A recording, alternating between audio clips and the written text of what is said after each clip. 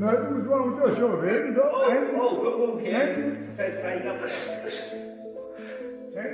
Tank know that move. You stepping around. Because he believes that Floyd couldn't take that someone else is in the limelight. Like, he couldn't stomach it. So Floyd Mayweather seeking the attention. Like, it was more so of back and forth, and then once I got tired, then it was like a little, like he picked up a little bit. But it was nothing like crazy like. Right. Floyd Mayweather has released sparring footage where Gervonta Davis is seen getting knocked out Tank recently, said being with Floyd was always a no-win situation, and accused him of holding back his career. Now that Tank has moved on from his camp, Floyd seems to be hitting back, trying to ruin his image even more. I was in a lose-lose situation now. What came out still on top. With Floyd? You said, what was the lose-lose situation? What you mean? Just little situation that he put me in to, make me lose. But he thought I was gonna lose. You talking about like a boxing match or? Yeah, boxing match. Ooh, if you don't mind. If you don't want to, it's fine. Who? Joseph Pedraza, my first world title. I was 16-0. I was 21 at the time, and I haven't fought in like 7 or 8 months. And around that time, I wasn't making that much money. I probably was making like $10,000 a fight. So 6 months is crazy to not fight, So when they came back and it was like, all right, you gotta fight. He was like, you gotta fight this fighter, which is Joseph Pedraza. If you don't fight him, you're not fighting. You're like sitting on a shelf. So I had to fight him. In the midst of all that happened, I got evicted. I had to sell my jewelry. So now, and remind you, I'm letting them boxers that you talking about, I'm putting them on game, letting them know what's going on. Like, see, this was happening. Like, you feel me? I'm letting these guys know. So when it be like people saying they want to fight me, it's like, how could you, nigga? I was the one that was giving you game when I was going through it. Yeah. When I was at the lowest part of my career, I was telling y'all niggas how so you wouldn't have to get here. And now it's like betrayal almost. Yeah. Okay, so do you think Floyd did that intentionally? Yeah, for sure. Yeah. Why? After so much time, after like, I guess, again, after what we think he helped you come into the game, he gave you the spotlight, like why would he try to diminish your career? Because at that time, I don't want to go too deep into it because I don't want to bring up but it was somehow that they were saying that I was messing with his daughter off of the fact that she kept Snapchatting me. Okay. She kept hitting me on the Snapchat. When asked about his split with Mayweather, Davis stayed calm and spoke honestly. He said he came to see that Floyd would always choose what worked best for himself. There was no use hoping for loyalty. When it all came down to control and public image, Davis said he's moved on and has no regrets about the past. I remember first hearing an issue between Floyd and Gervonta before Gervonta fought Pedraza. And the issue I heard was that Floyd didn't want Gervonta to stay in Baltimore because he felt there was too many distractions for him in Baltimore and he wanted to stay in Vegas. And the story I was told at that time was that Floyd gave Gervonta one of his penthouses or one of his apartments in the Palms Hotel, and he said, this is your apartment, I'll furnish it for you. He got him a Jeep. At the time, Gervonta was not a world champion. He got him like a Jeep, a 4x4. He basically said, I'll make it comfortable for you. I don't want you to go to Baltimore. I want you to stay here. I don't think Baltimore is the place for you, And what I was told was Gervonta sold all the furniture, sold the Jeep, and went back to Baltimore and bought a Benz. That's what I was That's what I was told at the time. So Ryan Garcia recently brought back an old rumor saying that Gervonta Davis was knocked out during sparring, and according to him, it's something everyone in the boxing world already knows. Garcia said this isn't just talk from the locker room. He claims even Floyd Mayweather has suggested it in the past. Like I said, he's delusional. But one thing I do know is he did get knocked out by somebody in Floyd's gym. Everyone knows it. Every single person knows. Everybody over here has heard that story. And I don't want to hear no lies. You guys all know he got knocked out cold by some Russian, I don't know if he was a Russian fighter, somebody knocked him out cold. An old sparring clip came out showing Devin Haney getting the better of Davis, and fans quickly noticed that Floyd Mayweather was the one who leaked it in the footage. Davis is on defense, while Haney sets the tone. This wasn't just a random clip, it looked like a planned move. Many think Mayweather did it to make Davis look vulnerable and take focus off his former fighter's skills. I'm gonna ask the question. it ain't even worth asking because it was a one-way deal. It only one man controlled it. and that was Devin Haney. Gervonta Davis didn't hold back. Either he talked about his sparring sessions with Devin Haney and said that whenever he began to take control, Mayweather would step in and stop it. Davis said this kept happening and made him feel the sessions weren't fair. It left him wondering if Mayweather ever truly wanted him to succeed.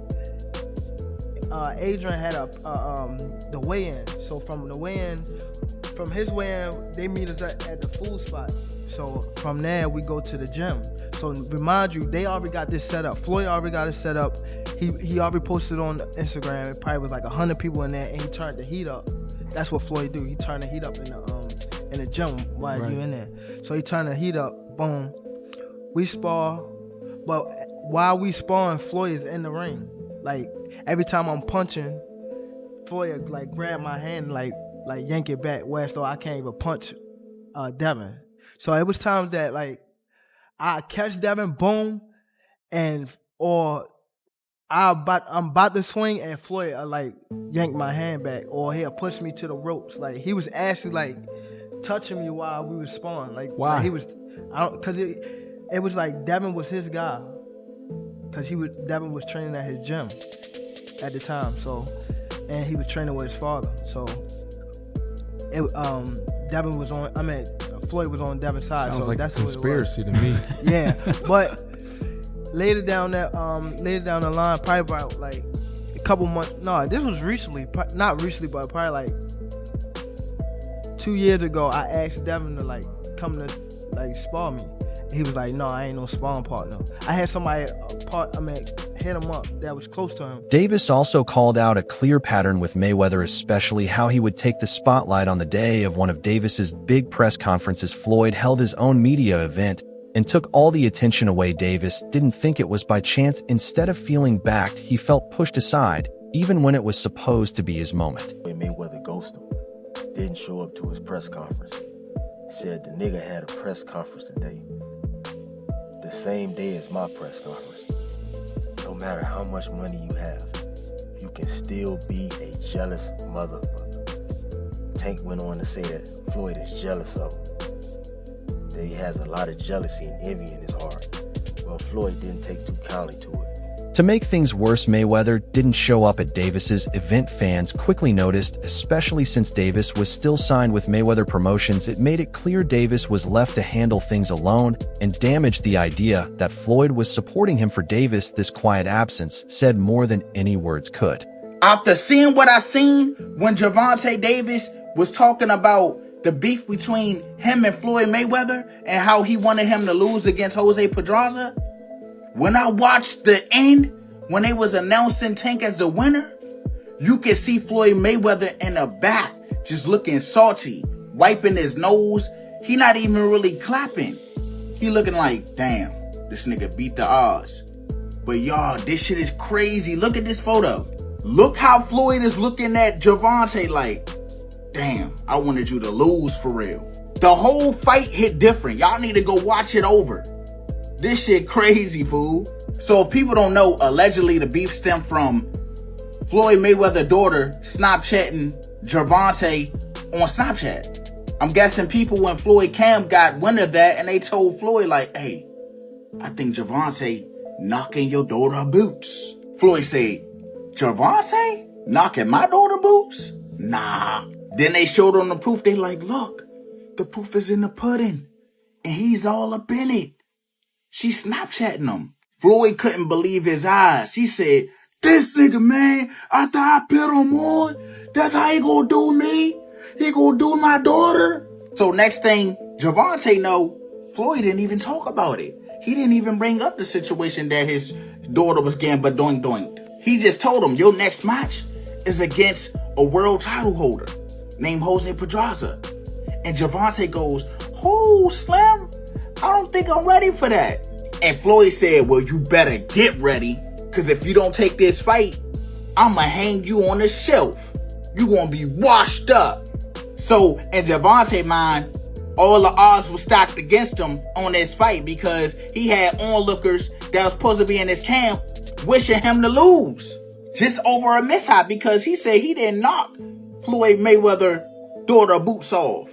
He said she sure wanted him to get that thing dusted, though. Even after Davis scored a big win over Jose Padza, Mayweather didn't seem pleased. Cameras caught Floyd's reaction at ringside, and instead of celebrating, he looked tense and frustrated. Fans could sense something was wrong. Many thought Mayweather was bothered by how quickly Davis was rising to success. He the one. He the one told Frank that I was running at 7 o'clock in the morning, Friday. He told Frank that. He was giving Frank tips and stuff like that. I seen his people's drop by while I was running. It's cool. It's all right. You know? I don't really think too much of it. He's not gonna hurt me. You know what I mean? So it's good to beef with him than be cool with him, because he can do some crazy stuff. He'll put you in bad situations. As Davis got ready for a fight with Frank Martin, new claims came up saying Mayweather shared Davis's training videos with Martin's team. There were also rumors Floyd gave Martin tips on how to take advantage of Davis's weak spots. If true, it was a serious betrayal and made their tense relationship worse. Right before Davis's rematch with Lamont Roach, more sparring videos leaked showing Davis looking vulnerable. The timing made many suspicious. Fans think Mayweather put out the footage to cast doubt on Davis's readiness and shake his confidence. It looked like another calculated move from Floyd. And that was Gervonta Davis. He had basically said that some people are just jealous-hearted, and basically it looked like he was alluding to Floyd Mayweather having his press conference with the Anderson Silva card on the same day because he believes that Floyd couldn't take that someone else is in the limelight. Like, he couldn't stomach it. So Floyd Mayweather, seeking the attention, decided to try to upstage him, which Floyd has done that in the past. Like, you look at the fight with Canelo versus Golovkin. Everybody was looking forward to that fight, and then out of nowhere Floyd announced that he was fighting Conor McGregor, and it kind of stole the steam away from Canelo Golovkin, and it took the sails out of it took some air out of the sails of Canelo Golovkin, because people were looking for that fight, and people were like, okay, that's the best fight in the calendar. But then Mayweather and Conor McGregor, just their personalities, they came with this crazy energy and a press tour, and it just diverted attention away. So he has done it before, but now he's being accused of doing it to his own fighter by the fighter himself, possibly, because again, it was subliminal, and then that's what people are thinking. So Floyd responds to this, and he says, as far as me being jealous of anyone, and I'm not talking about my fighters, I mean, God has truly blessed me and put me in a position to be able to give back to my fighters. If giving back is jealousy, then that's what it is. Fighters and individuals are going to feel like they want to feel. And my job is to always be a bigger person and continue to stay positive. Davis has been clear about it. Mayweather has trouble when others take the spotlight. Even when fighters on his team do well, Floyd manages to turn attention back to himself. Whether it's through social media surprise interviews or announcing new exhibitions, Floyd always makes sure he stays the center of attention. Behind all the tension, Davis thinks Mayweather felt threatened by the idea of being replaced. As Davis's fame grew, the comparisons to Floyd got stronger, but instead of welcoming it, Floyd seemed to distance himself. First of all, Floyd don't never want to see no one like a fighter do better than them. Why the say Terrence Crawford should fight? Benavidez. That don't make no fucking sense. He don't never want to see nobody be better than him. I'm telling you. You next in line. This was you next in line. Is there like a The last question, guys. is there like a love-hate for Floyd? Like, love the fighter? Yeah, I love the fighter. Like, I ain't gonna lie, if he was like chill, like he'll be the smoothest. But he's not. You know what I mean? He's a great fighter. And my bad. You're good, man. And he cause I don't want to say like he's just a scumbag, but it's like he's a great fighter, and sometimes he can be good, but it's like it's always I'm this.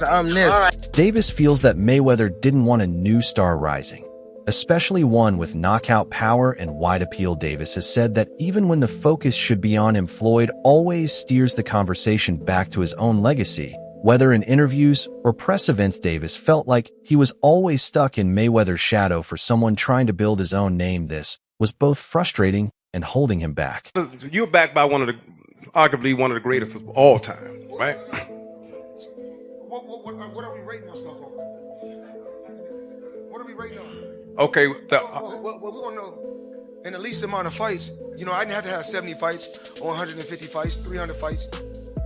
Did I not beat the most world champions? Yes, you did. Okay. And in the least amount of fights? Yes, you did. Who got the highest gate? Floyd Mayweather. Who made the most money? You did. Who was the most accurate fighter of all time? You were. So it's basically saying that... The greatest of all time. Okay. All right. In their first fight, Lamont Roach challenged Davis. More than many thought, he used great timing, defense, and quick counters that showed flaws in Davis's usual style. Roach's footwork also made it hard for Davis to land solid combos. This outcome made experts rethink just how unbeatable Tank really is and boosted Roach's confidence for their rematch. Lamont Roach draws with Tank Davis in a 12-round championship fight for the ages. The 135-pounder Tank could not knock out the 130-pounder in Roach. This was a very close fight. How did it all happen? Let's talk about it. So this fight really got going in the 5th round. Tank did his classic download of information in the first 4 rounds. Then in the 5th and 6th, he starts opening up on Lamont, and we're thinking, okay, Tank's gonna knock him out soon. But in the 7th and the 8th, Lamont came back and started taking it to Tank, even wobbling Tank a little bit with a straight right in the 8th. In the 9th round, something really weird happened. Tank took a knee and ran back to his corner to get his face wiped off. I thought he forgot his mouthpiece at first, but he must have had something in his eye. But here's the thing, no point was taken away from Tank in that round for taking a knee. If a point was taken, then Lamont would have won the fight. Those two 114-114 scorecards would have had 1 less point for Tank. I just came to that epiphany. But in the championship rounds, this fight did not slow down. On my scorecard, I gave 10, 11, and 12 to Roach. He was landing the much cleaner shots. You could tell Tank was getting pissed every time he missed and Roach would land. I don't know, after reviewing this whole fight, I thought Roach won, but I'd have to go back and look very closely at those first 4 rounds. Tremendous fight though. I want to see a rematch. What did you guys think of the results? Let me know in the comments.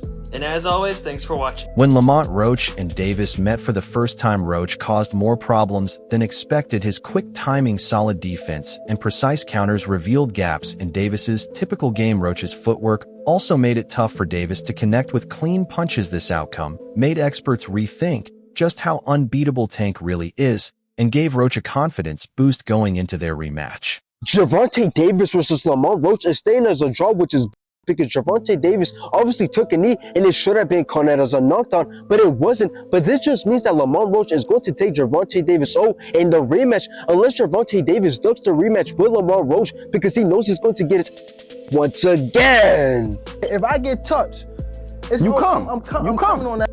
Veteran fighter Mikey Garcia shared his opinion, saying Davis can win the rematch, but only if he stays fully focused. Garcia stressed that all the outside distractions, especially anything related to Mayweather, could get in his way if Davis tunes out the drama and concentrates on the basics. Garcia thinks he has the skills to win. Hopefully, I think Tank wins in the rematch. Why?